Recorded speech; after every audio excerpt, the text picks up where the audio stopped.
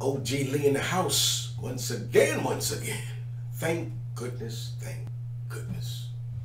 Let's talk about some cryptocurrencies because I'm getting a lot of questions.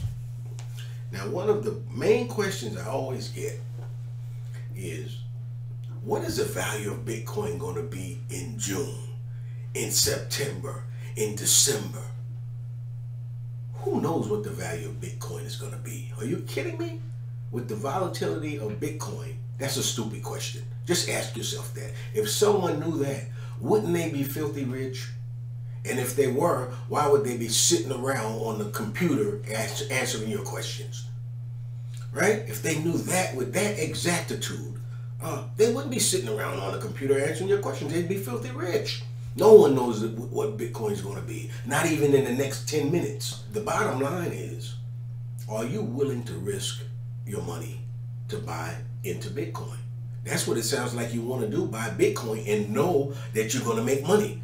And that's the stupidest thing I ever heard. Everything is involving a risk. Speaking of risk, we see Bitcoin starting to ramp up probably in the last 45 days or so. But before that, for a long time, about a good year and a half or so, Bitcoin and the whole cryptocurrency space has been in a lull. And the reason that is because Trump, man. Trump has messed up the cryptocurrency space. And I know a lot of people are going to say, what do you mean Trump messed up the cryptocurrency space? Everybody wants to blame everything on Trump, Donald Trump. But that's a good thing. Because the reason that Trump messed up the cryptocurrency space for a good while is because he had the stock market reeling. And the stock market still is pretty much reeling. And so it says, never a sure thing for a maybe. That's really what it says. And some people will say, don't throw good money after bad. Think about it. My money is doing hell of a good in the traditional stock market, something that has no volatility relative to the crypto space, right? You can pretty much predict what your money is going to do in the stock market for the most part, especially in just what we have good fundamental companies that are American corporations that are doing very, very well and have over the last 3 years, right? So why then risk your monies in crypto in terms of being diversified? You may pinch off, a little bit, but for the most part, you look at this thing and say, man, it's just doing this right here, and all they're talking about with every report that comes out is favorable. So the stock market keeps. You don't see capitulation anywhere. I mean, would you short it right now? Like yourself, trying to know when the market is going to do whatever, that's greed, right? So you have to know about that. And so greed will come even though people are making a certain amount in the regular stock market. Greed sets in and they want more. So you see the crypto space starting to ramp up now, because when people's money gets what they think is dormant, even when it's making good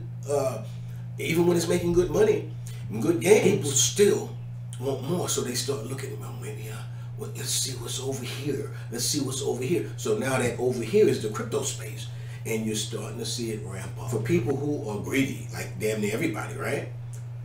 If you are trying to make monies, to me, the idea would be to get you a good alternate coin and really understand its behavior. That's all we're trying to do in the market, is understand our assets' behaviors.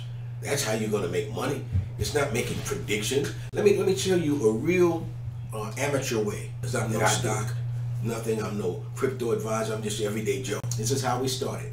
Get you, I would recommend 8 to 10 coins that you follow. And of course, get Bitcoin. I would get another, high-level coin is highly ranked. I would get Bitcoin, Litecoin, or something like that. And so then what I would do is every day, hopefully at the same time or around the same time, for the most part, begin to chart those. Just the price at that time. Very simple thing that you can do in less than 5 minutes. You go to the coin ranking, look at what it is.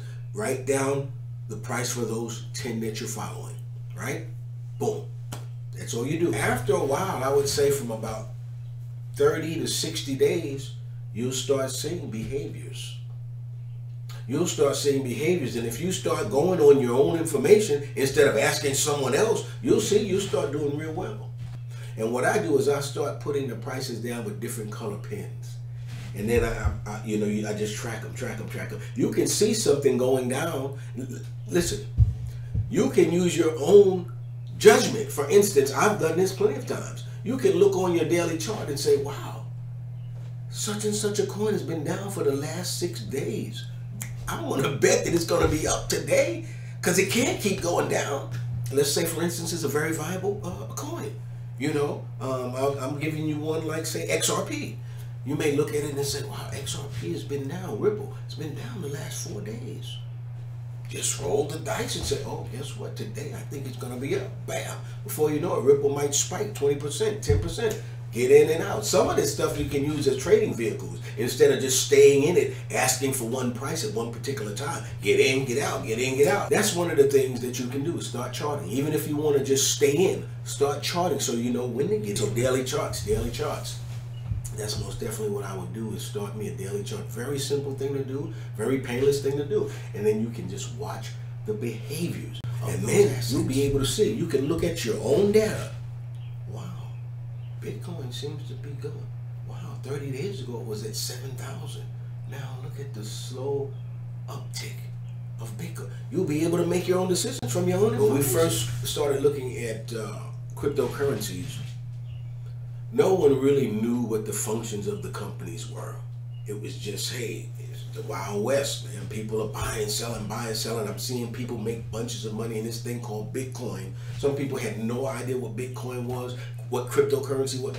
Hey, it's just a thing going up and down. When you get an asset and you see that that asset begins to buy real assets, then you start getting onto it. What do I mean? If you look at a cryptocurrency, and let's take one for instance, let's take Ripple, and you see that company, first of all, really has a function.